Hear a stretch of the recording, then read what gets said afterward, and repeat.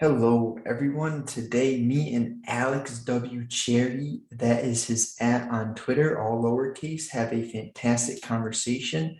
We specifically tackle a few topics, starting with nutrition, transferring into a life balance, and making changes in a healthy manner where you're not too strict, but you're getting things done, you're seeing results, time sinks, how to avoid them, how to recognize them, and noticing how to use a tool properly. It's not guns that kill people. It's the person wielding the gun that kills people. That's just an example, but let me know, drop a review, a rating if you enjoy. Let's go. The boiled down basic premise of the book was, you are your worst enemy. Resistance comes in all shapes and forms, and it does not want you to do what you know you should be doing. So you just got to start beating it.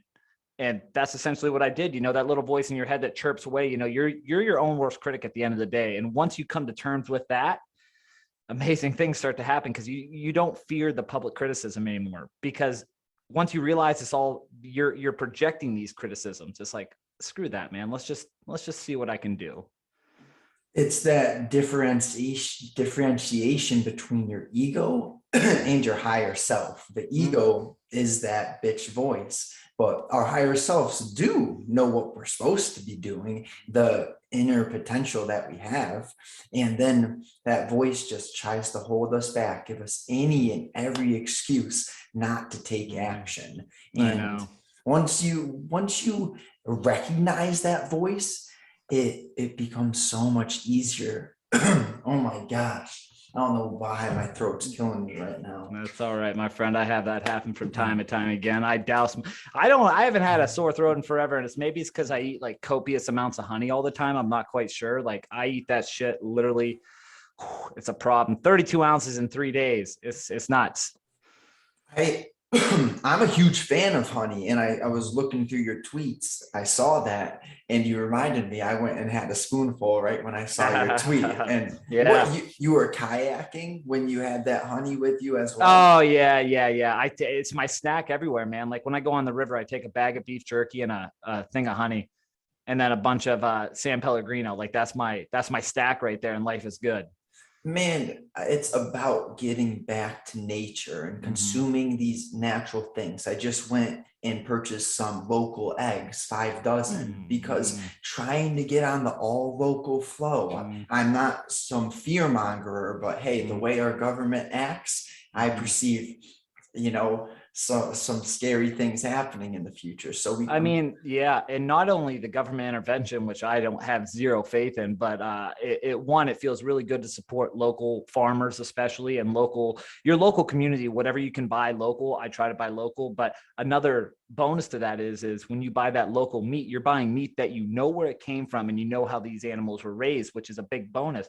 I don't know if could tell the difference if you bought meat. Well, I know eggs are a big one because I buy farm fresh eggs as well. And the difference between farm fresh eggs and store-bought eggs is night and day. And I believe the same is true about beef and poultry as well. It's night and day, the taste difference. It's amazing.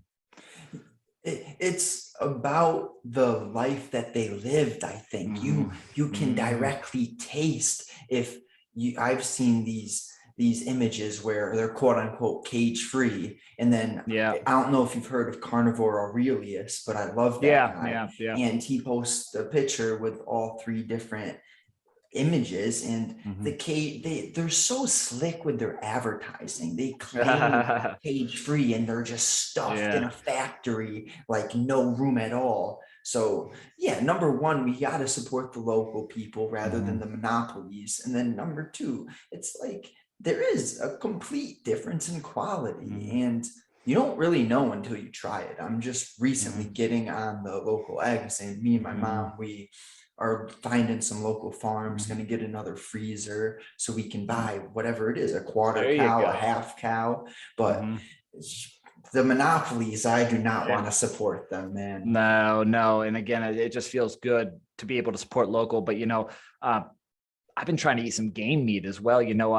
I listened to Cameron Haynes and Joe Rogan 2 weeks ago. I believe he was on there. And then I bought his book, which that book blew my mind and changed my life. It was absolutely amazing. But anyway, they were just talking about the differences between one farm raised beef and ultra processed beef.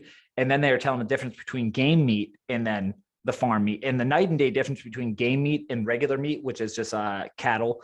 It's just crazy. The bioavailability between the nutrients and how much nicer the meat looks, just kind of like you're talking about the different images of the different meats there.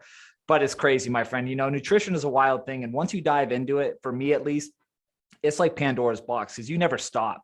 You know, a few years ago, I was eating like shit. You know, when I was in drug addiction, actually active drug addiction, I was laughing about this the other day, because like I'd have like $8. That's all I had to my name. And I had a little bit of drugs. I'm like, all right, I could either buy a pack of cigarettes or I could eat something. Usually I'd buy a pack of cigarettes and buy like some candy bar, and that's all I'd eat all day.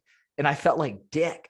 And I'm like, coming to where I'm at today, trying to source all my food locally and really watch what I eat. Like, not only have I felt physically better, but my mental health, which has always been a little bit of a problem, drastically better, drastically. And once you crack open that Pandora's box, it's absolutely mind-blowing how much different domains of your life see the benefits. It's not just your physical body, not just the mindset, not just your sleep. It's a complete plethora of benefits. And it's crazy. I used to be the same way. I love Snickers. And now I am that nutritional label reading person. I can't eat anything if I don't read the label. And so sometimes I'm still tempted. I'll see a Hershey's bar. Wow, that looks good. And I look at the back, contains bioengineered ingredients. I'm like, oh, never mind. No, thank you. And it's wonderful when you see the benefits, you have a clearer mind, and it's just like, wow. You know, I wish you knew that. I wish I knew it earlier, but to be where I'm at now, it's like almost unbelievable. Mm-hmm. I love to eat healthy, but I'm not above fucking up a Snickers. I love them. And that's a problem I have. And that's why I try not to be rigid, you know? So like, I am completely aware that I operate physically, mentally better when I eat good whole foods. I know that for a fact. I know that once I introduce things like Snickers, or like I work part-time in the bar restaurant, I get free food there. Sometimes I really like to make a buffalo chicken sandwich, which is a fried chicken piece, and hot cheese balls. I love it. It's just it's just comfort food. But every time after I eat it, it's like clockwork. And I was talking about this the other day. I don't know if it's a placebo in my mind, because I'm completely aware of this, but my blood sugar drops like crazy afterwards. And I feel like shit. Like my mind was once like dun, dun, dun, dun, dun, going 100 miles an hour and good. And then once I introduce that crappy food, I just like kind of flatline. I'm like, ah, shit, there goes my energy. There goes my cognition. So like these little things. And again, I don't know if it's because I'm aware of what that food is or what it is, but I am aware that it is a negative for me. It's hard to differentiate between, is this a placebo effect or is this real? But I feel the same way with the self-awareness of what you're eating and what it does to you. I am definitely leaning towards the fact that it is not a placebo effect, because the same thing happens to me. And something I do enjoy is making homemade snacks. I'm the same way. Sugar is good, but you have to have it in low quantities and balance it. It can't be an everyday thing, because literally it's addicting. I know I've heard people like Andrew Huberman, very intellectual PhD type of individuals, speak on the science behind how certain foods cause certain chemical reactions within your system. And I agree, it's a fine line though. You should definitely have comfort food. It just can't be something that you run to every damn day. If you earn it, if you know you've gone 6 days in a row of doing whatever works for you. It's not like everyone has to be ripped and shredded to the T. But if you got an extra 50 pounds of fat on you, you gotta somehow understand that what you consume, that's what you become. Yeah, without a doubt, 100%. Also a big Huberman fan as well, but it's just about finding those little quirks about yourself and realizing what this food does to you, because, you know, bad food in, bad quality out, good food in, good quality out. That's all there is at the end of the day. And once you start to realize what it's like to eat a healthy, I always struggle saying diet because I really hate that word. Because it's like when you see somebody eating healthy, you're like, oh, you're dieting. It's like, no, I'm eating healthy. Like, what are you doing? You know what I mean? I just haven't found a good replacement for that word yet. But it's just it's a mind mess up.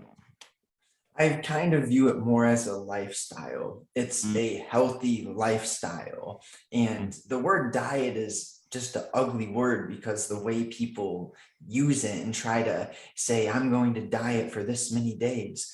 In reality, living a enlightened, a path where you're chasing or pursuing wisdom, pursuing health, and looking to be kind rather than correct all the time. It's just an adaptation that you make with time, and it's not something that you reverse every week. It becomes who you are. You kind of embody the idea of, okay, this, whoever the source, the creator, the universe, Buddha, Christian, Jesus, whoever gave you this vessel, we have to use it in the right manner. And it's our gut is our second brain. Literally everything is just so oddly intertwined. It's beautiful. It is absolutely beautiful, but it's just having that moderation in your life and knowing what you want. I often get prodded and joked about, when I go to picnics and such, and this happened this weekend, on Memorial Day, we were camping all weekend and we went to a different cookout, and, I'm indulging. It's the weekend. I'm camping, like I'm having s'mores, I'm eating burgers, hot dogs, whatever's there, I'm eating because I'm hungry. You know what I mean? And it's a vacation. And, some people joke at me because they see I'm fit and they're like, oh, should you be eating that? It's like, because I look this way, I can eat that and get away with it. And I have no regrets about it because it's like, I probably even lost a pound or two because every time I do eat crappy, ironically, I lose more weight because my body burns it up faster. It's just like, I have these options, and why would I want a diet that's so strict that I can't indulge or like hate myself over eating some candy or something? Like, no, I know I'll feel like shit, but guess what? Sometimes I like the instant gratification and pleasure. So, oh, well, I'm not perfect. Sue me. And that's a beautiful point. It's not that people who are ripped do not have moments of instant gratification. It's just the 90% of your life is delaying gratification. And it's like, are you drinking to drink, or are you drinking because you're celebrating and you earned it? And that's what I'm trying to get across to more people is it's not, we don't have to be some strict, complete, like, person who doesn't have fun, who doesn't enjoy things, but it has to be earned. You can't just spoil yourself all the time, because then you become this flabby, unintelligent person who treats the world as something that is happening to them, and everything's out of your control before you know it, and you just throw these victim cards everywhere. And it's just there's a snowball effect for the positive, and there's a snowball effect for the negative. So understanding just the balance, really. Yeah, I've coached 9 guys in the last 90 days, and I've actually onboarded 3 more in the past 2 weeks. And what you just said is the main lesson I try to drive home to them, because this is something I suffered with for a while as well, that I would make my routine so strict and rigid that if I missed a step in any of it, I would get so down on myself because I failed in my eyes. I missed one thing, whatever it may be. Maybe I hit the snooze button that morning or something. I'd be like, oh, day's a failure already. I didn't get the concept of just like letting that slide, keep going, keep pushing forward, realize you're imperfect. So there's still times that I get a little upset about that. Not nearly as bad as I used to, but it's that point I try to hammer home to the guys I try to coach, because what we're doing with these men is, my whole premise is reject mediocrity. And what that just means is like, don't go with what everybody else is doing and try to get more out of yourself in your life, because you'll find that the more you push yourself, the more fulfillment and meaning you're going to draw out of your life. So I try to tell these guys like, hey, make these schedules, and I don't give them the schedule. I say like, hey, I'm going to help you, but you need to make a schedule that works for you at the end of the day, because I'm not the one that has to do it every day. You have to like it. So they make this routine, and I try to hammer home the point like, hey, do not get upset with yourself at the start. You realize you're imperfect. Every night when you go to your journal, write down where you made mistakes, see how you can fix them in the future, and then move on. That's it. Let it go. Because if you do that, you're going to get hung up on some mental barriers for a while. And I know this because I did it for quite some time.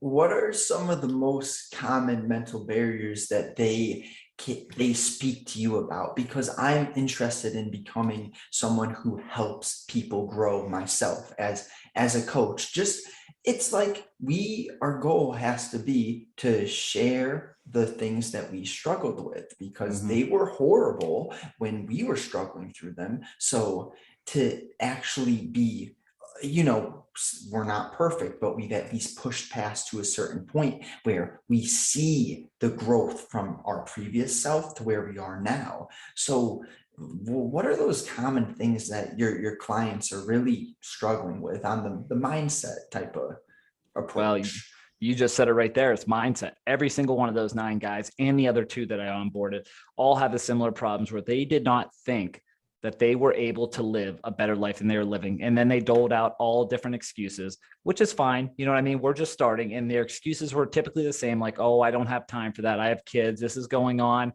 Oh, I have this too. You know what I mean? So like, it's all these priorities that we think are priorities, but they're not. So when I started with these gentlemen, rather, the first thing we did was strip down their days. And I'm like, I just want to know what you do all day. I was like, give me 2 days or 1 day even out of your week, write down everything you do minute by minute, and then let's go from there. It's happened every single time that as soon as they wrote everything down, shared it with me, I'm like, wow, it looks like you have a lot of free time that you're filling with things that are not providing you any value in life. So why don't we think about stripping some of those away? Well, aha. One of the things that comes to mind is this gentleman had a block of time where he'd sit down and watch the news and do this other stuff. And I'm like, hey, what's up with this? He's like, well, that's my time when I get home from work. I'm really tired. I'm like, oh, well, let's work on getting you not tired so you can fulfill that time instead of sitting down doing nothing and being more productive. So, we introduced some training regimens, some nutrition, because that all ties together. If you're not eating a good balanced diet and you're not exercising, people think when you exercise, you're going to get more tired. And ironically, it gives you more energy. So I try to tell these guys this. And for gentlemen who have never worked out before, this is a hard concept to wrap your mind around. It's like, oh, go to the gym, work hard as hell for an hour, and I'll be dead. It's like, yeah, you might be for a little bit, but in the long run, you're going to gain so much endurance and energy that hour that you wanted to sit down when you go home is going to be an hour. You're like, I can fill this with something else. So the biggest thing for people to realize is the mindset aspect of it, and to realize that you can change your life. Just because your life the way it is now, and the majority of the men I've worked with are over 35. So they're like family men, they're right in that little middle part of life, almost like a midlife crisis where they're not sure what the hell to do, but they've been conditioned for so long. And I think about my dad all the time because he always says, I'm old school. Because I tell him about things. I'm like, Dad, it's 2022. No one cares what happened in the 80s. No one cares. We don't care about what you live by. You know what I mean? It's 2022. And he just always like old school. So it's like, I feel like that generation has that ingrained in their mind. This is how things are. It's the idea that no one can change their life except for you. I like how you gave them the flexibility with the routine, because you can give them the tools. Our job is to show them the fundamentals to improving your life. Number one, you got to be aware of how you're spending your time. Number two, how is your energy levels? They're probably low, not because you're not capable of more, but because you're not exercising, you're eating processed foods, you're spending your energy consuming news instead of inspiring videos that get your creativity going. It's like we just get programmed and conditioned throughout the years to think in a certain style, and once you kind of rewire your mind, that's literally the name of the podcast for a reason, because the conditioning that has been shoved down the average Joe, our government. I definitely am not a fan of governments in general, because if they put out content that really inspired people to fix their nutrition, fix their sleep, be kind rather than being correct, and have more compassion rather than always trying to one up someone else. It's like this race of who has more money, who has more this, when in reality, they could preach, hey, we're all connected, we should all be trying to benefit each other. And it's just, man, the mainstream really bothers me. That's the best way to sum it up. Well, what you just said there, that's a feature of the government, not a bug. That's that way for a reason, and I could sit here and I could grab my tinfoil hat out of the glove compartment over there, man, and put it on, because like I think about that all the time, and I work in a bar atmosphere. So I banter with people all the time about this, because I have a lot of people that come in there that want to talk politics. I'm like, they're all crooks. I literally equate it, when I was young, I was a big WWE fan, loved it. And I watched at my grandpa's house, and he's like, they all go back in the locker room and high five each other after they're done wrestling. And I'm like, yeah, I know. I don't care. You know what I mean? It's a show. But I equate that to politics now, because, you have Democrats and Republicans coming out on TV saying, I hate you. I hate you. And I'm like, they probably go to the back room and high five and say, hey, we got them. You know what I mean? Because look at all them. They're doing quite well for each other, making a little salary, and they're worth millions and millions. But it's a very crazy experience, man. Yeah, and that kind of the view comes from having a bigger picture view, not letting your emotions get aroused from watching that TV, but actually thinking about, oh, well, he's very well off, and so is he. So are they really that, like there must be something a bit deeper to their motives? And why is there just constant news in the manner of negativity, and their purpose is never to drive creativity, but to spur division? And it's just, once you kind of look at it with a wider lens and ask a few more in-depth questions to yourself, really the whole part of working on yourself comes from asking questions and deeper questions. Like that bar scene that you're in, I can't imagine how many people you come across and you're like, oh, wow, they're really just so unaware of how they're spending their time. 99% of people, my friend, I kind of laugh at myself. I don't laugh, but I judge. I mean, everybody judges, and the people who say they don't judge people are liars. But I don't, the difference is I don't tell them to their face, like, hey, I'm judging you right now based on this. I just log into my mind. Okay, everybody's different. Everybody has different life experiences. But I want to back up for 1 minute, because I just thought of a point and remembered it, that something you said kind of about rewiring your brain and thinking that things are always going to be the same, similar to how I just spoke about those gentlemen that I worked with, and they're kind of stuck in their old ways. When I first got out of rehab back in, 2017, I had been to rehab for 90 days. I just got out of jail because I was a drug addict. I stole money from my job, so I get out of there. I have a criminal record now, and I'm like, well, my life's over. I'm 26 or 25, 26 at the time. And I'm like, well, life's over, because, I have a criminal record now and no one's ever going to hire me, blah, blah, blah. So, I was real down on myself and self-worth and everything. So I took a job for literally minimum wage. And wow, what a shot to the heart that was, because I came from making a very, very nice salary. And that happened. And I remember, I don't know what moment it happened, but like over the next 2 or 3 months, I went through 4 jobs, with each job giving me a raise. So I kept job hopping rather. And I was noticing some with each job that I hopped to, my confidence grew a little bit more. And I finally ended up my last job, and it was a powder metal factory, which my area is one of the biggest powder metal manufacturers in the world, which is just parts that go in cars and lawn and automotive and things of that nature. But I got a job there, and within 8 months, I was actually a supervisor, a salaried supervisor. I had applied and bid for that job. They gave me an interview, and I was point blank with them about my record. They knew who I was, and they appreciated my candidness, and they could tell that I had changed as a person because of what my demeanor and what my presence brought. And that was a huge confidence boost. And it was at that moment that I realized I don't give 2 shits about my past. Like, my past is something that happened to me, wouldn't trade it for the world, defined who I am today. And you know what? Instead of hiding that, I'm going to elevate that, because again, like, that's my story. I came back from that. Everybody loves a comeback story, and that's what I told myself in my head. And I'm like, you know what? I'm going to do every opportunity I possibly can. And life has only been up since there.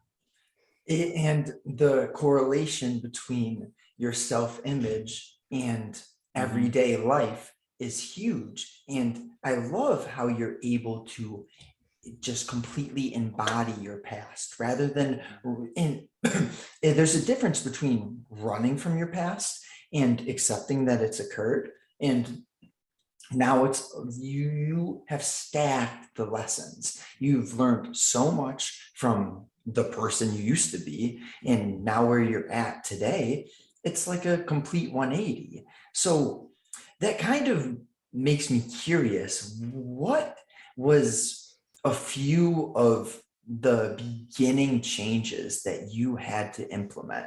Because I know going from that person who you used to be to trying to make a change, that's probably the hardest part. And once you get running, we talk about compounding. You're probably on a streak right now of momentum. But at that turning point, what was that like?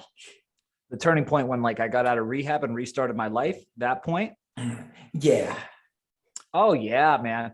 Just like you said, it compounds for sure. It takes a little bit of time, and it's not a linear graph. It's a lot of ups, a lot of downs, and sometimes you have a really good streak and sometimes you have a really bad streak. Like shit just happens. It's just rolling with the punches. I handled a lot of situations these past few years very poorly, and I'm better now because of them, because I've realized a lot. But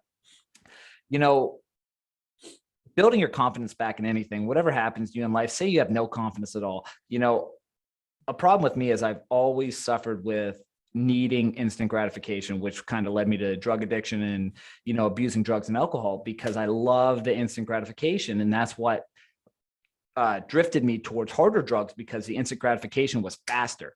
So to realize and get out of rehab and realize, all right, Alex, you better humble yourself, because now you're working a job for $750, and you're putting a label on yourself like this.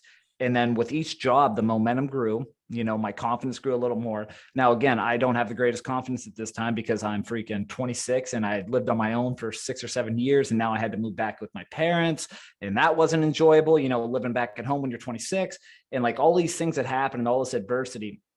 And it's really hard to go through sometimes. And again, I really had to humble myself. There's a lot of times, my dad would yell at me for freaking leaving the light on. I'm like, I'm 27 freaking years old, man. You're going to yell at me for leaving a light on. But then I had to be like, you know what? This isn't my freaking house. You know what I mean? I don't pay the bills. I don't do anything. I'm just living here. So I better be respectful of that. So I'm glad I was, because it takes a long time. It takes a long time. And that's what turns a lot of people off to real serious change in their life, because it doesn't happen overnight. You have to put the footwork in. Like these past 4.5 years of me getting out of rehab, like my life has been a 180. I'm a completely different person.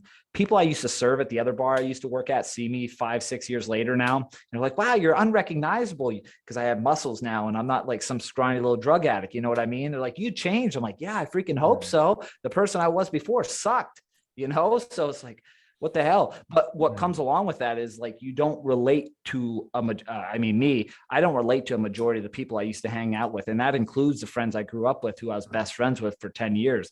We are just on two different levels of life.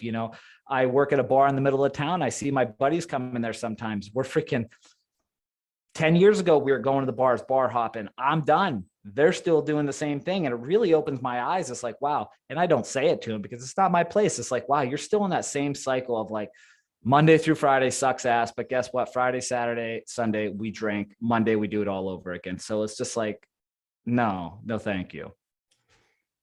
That lifestyle is completely toxic. It's what I refer to as autopilot, where it's cool, you're making money, you think you're living a good life, but you're squandering your potential to be someone of influence, to like what you've done is you went through a rough past and now you're able to completely educate so many people on your past experiences and how they can become better. And if I'm sure there's many who admire you, whether it's for the mindset you have or the body that you've built, like good things take time. It's one of my favorite quotes. And I think one of the cornerstones to working on yourself is just having more of a longer term vision rather than a 2 week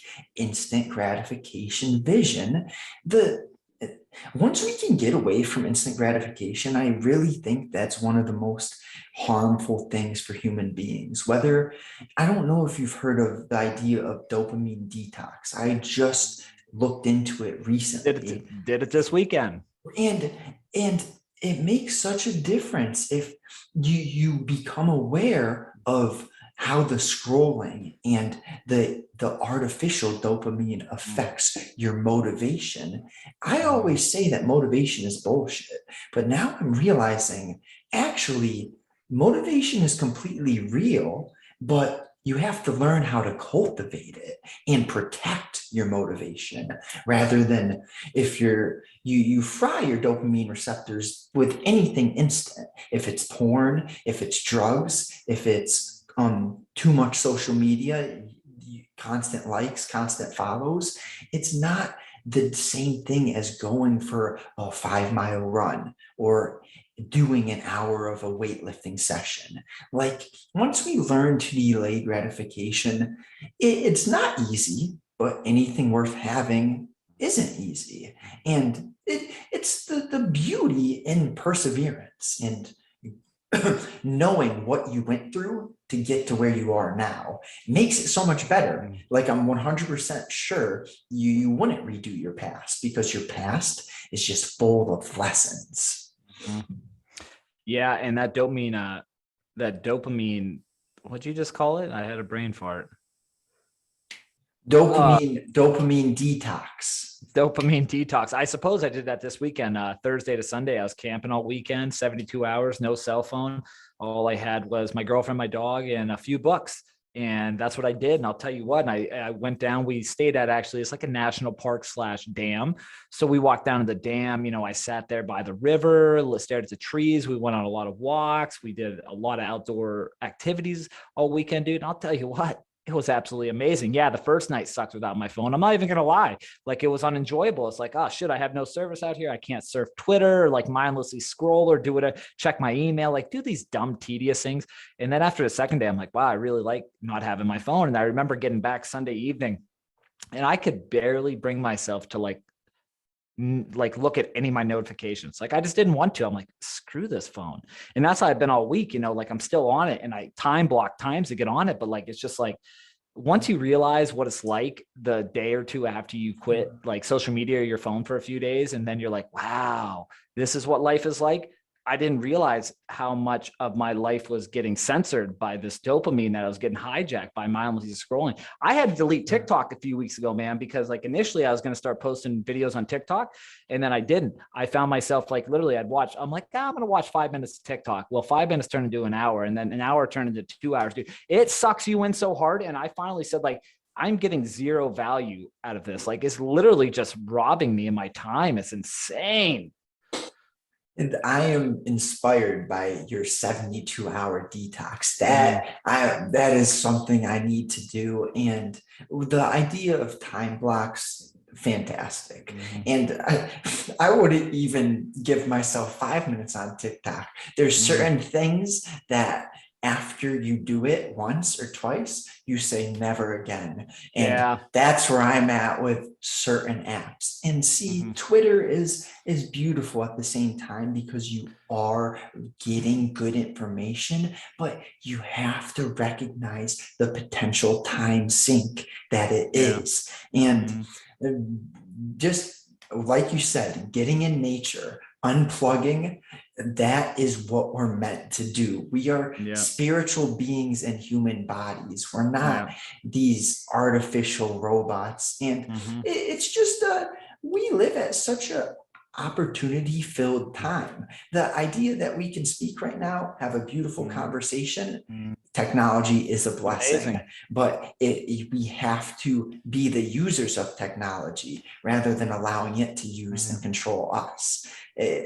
There's the contrast in life is completely necessary, because if you didn't go through the artificial dopamine addictions, you wouldn't realize the beauty of it. Today, I was just sitting back on the hammock, throwing the ball to my dogs. And I'm like, 5 minutes ago, I felt like shit. I was in my head. My mindset wasn't good. And you get outside, you bare feet on grass. If you haven't heard of that, look up this documentary called Earthing on YouTube. It lowers your body's inflammation. It's just, there's so many hidden tactics to live a more enjoyable life that the mainstream would never tell you.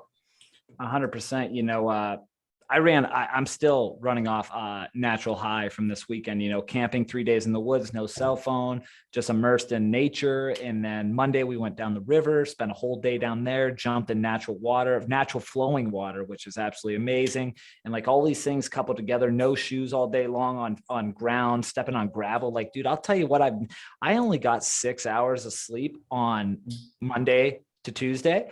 And I racked up a recovery score at 82 on my Whoop, because I spent so much energy, got sunshine all day, supplemented some magnesium, glycine, and L-theanine at night, dude. And I slept for only 6 hours, got an 82% recovery score. I was mind blown.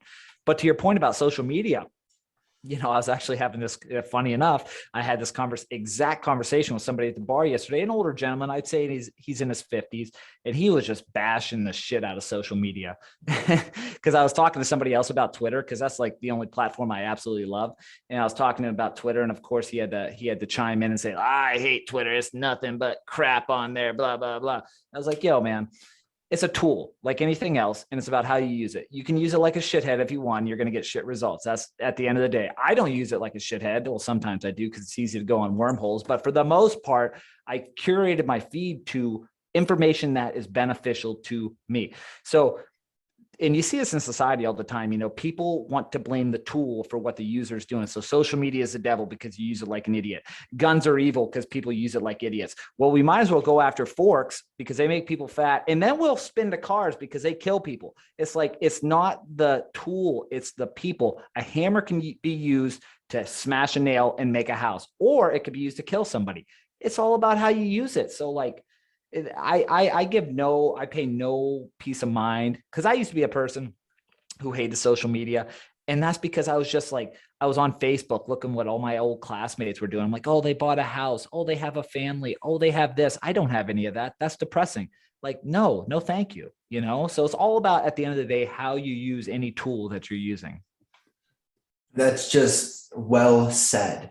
And the fact that people will blame the tool itself rather than take accountability. Let's spin this into the realm of personal responsibility. There is just a lack of admitting that you are where you're at right now because of every decision you've made in your life.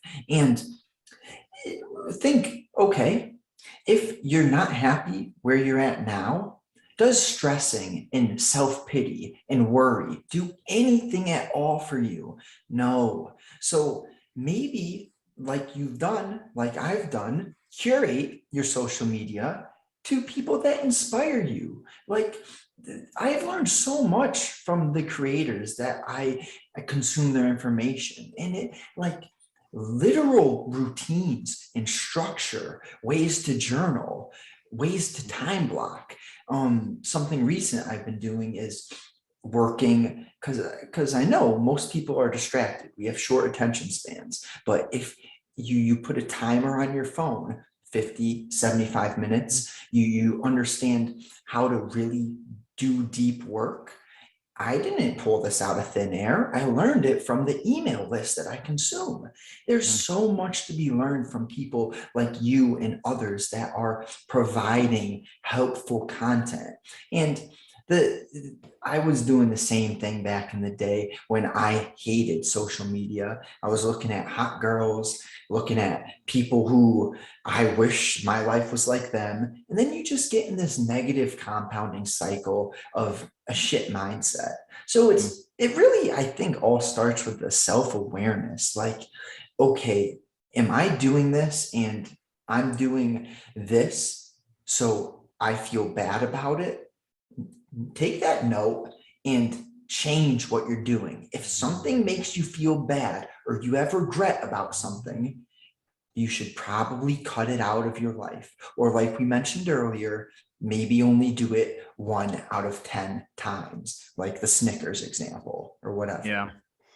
Yeah, but to highlight the fact that you highlighted all those negative feelings, pain, regret, misery, whatever the other few others were, but any negative feeling, like for instance, for example, my experience with drug addiction, like these are all things that have to happen in people's lives. Too many times people try to run from all the bad that's going to happen to them, and I know I did, because who wants anything bad to happen to them? But the reality of the situation is, like, you need the bad shit to happen in your life so you can realize, like, oh, this is what it's like. Because if you don't, you have no parallel to explain it to. If you have great experiences in everything you do, like, yeah, that's wonderful, but you learn nothing. All the learning in life is done through failure. Every great lesson I have in my life has been a result of extreme failure. I have been trying to start a business here for like 3 years. I have ran through every single topic I could think of because I just wanted to get rich. And that was a problem. That's the only thing I had on my mind, was I want to get rich. So everything that I was trying to get rich in, I failed miserably. And why was that? Because my motivation was on one thing. Until this past year, I've changed up the game plan. I'm like, you know what? I think I'm going to have to wait to get rich, because it's just not happening this way. Like, I've tried 8 different things and it hasn't worked. So what the hell are we going to do now? So that's when I changed the game plan. I was actually an anon on Twitter for 2 years. And now since October, I've been my public profile. I made a new profile, and I've learned so much. And not only the accountability factor, because now my name and face is plastered on what I'm saying, which makes shit real, but things really started to change because I started connecting with a lot of great individuals, and I started learning a lot. And I realized why I wasn't succeeding in the past. So I was like, oh, now I can draw parallels back to all those failures to look at me now. Am I super successful? Well, no, I'm just starting, but like, I'm helping individuals change their lives, which not only is the money good, but like the feelings I get from being able to have these impacts on these men's lives is 100 times better. I get messages from these gentlemen, I check in on them and say, how you doing? And they tell me what they're doing now. Like, this one fella I have is actually getting ready to run a 5K at the end of the month. This dude freaking 2 months ago could barely walk 2 freaking walks a day, 15, 20 minutes. Didn't want to do it. You know what I mean? He wasn't horribly out of shape. He just smoked a lot. So he still smokes, unfortunately, but not nearly as much as he did. I'm like, you're going to run a 5K and you smoke. You're freaking nuts, man. But it's like this mental toughness that he has in his mind now. He's like, I just want to see if I can do it. I'm like, good for you, brother. So it's just like changing the things that happen, like turning those negatives into a positive. It's just like, oh, okay, that happened for this reason. There's an art to embracing the difficulty, and it comes with time. The way we're wired by the conditioning, the programming, is to avoid hardship. And then once we rewire our minds to appreciate all of the toughness that we've gone through and realize, wait, that happened for a clear reason, because now I've learned this, and this from it. You must be grateful for everything that's occurred in your life. And once you make that shift, things become easier. I was on that same path of, I want to get rich quick. I just want money. And then I came to realize, oh, well, most people, not most, but there's a big amount of people who spend all their time chasing money and they're still miserable. They look to please others. They get the car not for themselves, but to please others. They want that response, that support from people, but it's not real support like you're getting by changing someone's life. It's artificial support that they're looking for. Oh, your car looks so good. Oh, wow. Rather than actually making a true impact on someone's life. And that's what caught me in this service aspect of speaking, sharing real, truthful experiences that I would never perceive myself to be open enough to share in my past. But like that song, what doesn't kill you makes you stronger. You use those hardships. And if you can change one life, even one life, it's inspiring. And in our deep, whoever created us, we are meant to serve humanity or animals, but the complexity in the human, the body, the mind, like I love this idea. We have thoughts and feelings, but our consciousness, what's the thing behind our thoughts and feelings? There's something behind that. And that's where we get that wholehearted feeling of knowing we're serving others, we're helping people, and it's almost something you can't put into words because I know there's plenty of rich people who are just miserable because they don't have a purpose. They're not clear with their values, their mission. They don't have a vision. They just worked all their life to make a bunch of money. And for me and you, it didn't work that way. I tried for years to get rich quick. And, I'm actually 100% positive I will get this money, but it's not in that quick timing that we want. It takes persistence and a complete change of who you are to actually attract what you want. It's like rewiring the mind. That's the third time it's came up, but it's a good name because it's very relevant in my everyday life. I'm not a very religious person. I would consider myself agnostic. I'm just in the middle. I don't claim anything, but I don't disparage religion at all. I think it's absolutely wonderful. It's just not for me at this point in my life. But somebody once told me God paints on a bigger canvas. And what they broke that down to mean is you can't see the meaning of what's happened to you in life right now, whether it be good, bad, or ugly, whatever it is. But there's a purpose and a reason that you're going through what you're going through right now. And later down the road, you're going to see it. I was having a conversation yesterday with my girlfriend, and I told her without a doubt, I have zero doubts that I'm going to be massively successful in life. I feel like that I already am without the money aspect, because I just feel so good about my health and wellness and everything else. But like what I meant to her was in the more monetary aspect, to have a good life. Because of course you can disparage money all you want, but you need it to have a good life. And of course that is a goal that I'm working towards. I'm like, I have zero doubts in my life. Do I have it right now? No. Do I have it all figured out? No. But guess what? This week, I know a shit ton more than I knew 2 weeks ago. And guess what? In another 2 weeks, I'm going to know even more. So once it's literally, and it took me 4 years to cultivate this mindset. Like, again, this did not happen overnight. This mindset was through a lot of trial and error, getting upset at myself, thinking I'm a failure, quitting for a few months, getting back on the horse. Like, this shit took time to cultivate. And that's, again, what I try to tell the fellows I talk with. And actually, that's what we do. We have an initial Zoom call before I admit them into my program.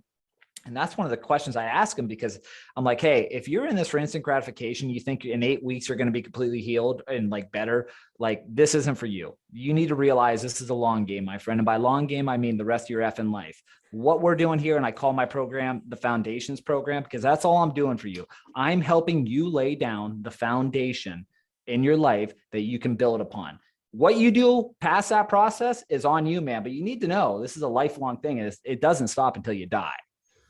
And if they aren't game for that and they want the quick fix, like the people who say like, hey, I want a fitness coach because I got a wedding in 6 weeks. It's like, no, I'm not coaching you. You already lost. You know what I mean? Because you're just trying to get fit for one thing. And then right after the wedding, you know what I mean? So it's just like, it's a waste of time.